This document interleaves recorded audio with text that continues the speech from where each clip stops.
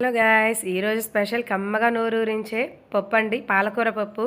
ముందుగా ఒక 1/2 కిలో పప్పు అయితే వాష్ చేసుకుని దాంట్లో ఉప్పు పసుపు వేసి ఇలా కుక్కర్లో ఒక విజిల్ వచ్చిన తర్వాత మనం కట్ చేసి పెట్టుకున్న పాలకూర, 2 టమాటాలు, ఒక హాఫ్ ఆనియన్, దాంట్లో కొంచెం ఉప్పు పడుతుంది. తర్వాత కొంచెం వాటర్ పోసి ఇలా 4 విజిల్స్ వచ్చేంత వరకు ఉడకనివ్వాలి. చూసారు కదా, ఇలా ఫైన్గా ఉడికిపోయిన తర్వాత ఒక హాఫ్ స్పూన్ మాత్రమే పడుతుందండి. కారం ఎక్కువ పట్టదు. మళ్ళీ రెడ్ కలర్లో వస్తుంది పప్పు. సో చూసుకోండి.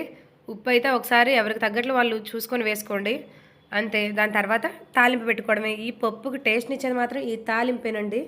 చాలా అంటే చాలా బాగుంటుంది. ముందుగా ఆయిల్ హీట్ అయిన తర్వాత దాంట్లో నేనైతే చల్లమిరపకాయలు వేయించుకొని పక్కన పెట్టుకున్నా. తర్వాత తాలింపు ప్రాసెస్ అందరికీ తెలిసిందే కదండి. ఈ తాలింపు గింజలు, జీలకర్ర, తర్వాత మనం వాష్ చేసి పెట్టుకున్న కరివేపాకు, లాస్ట్లో ఖచ్చితంగా ఒక హాఫ్ స్పూన్ అయితే ఇంగువ పడాల్సిందేనండి పప్పులో. ఒక ఇంగువ వేసుకోవాలి, హాఫ్ స్పూను, అంతే. మనం రెడీ చేసుకున్న పప్పు షిఫ్ట్ చేసుకోవడమే. చాలా టేస్టీ.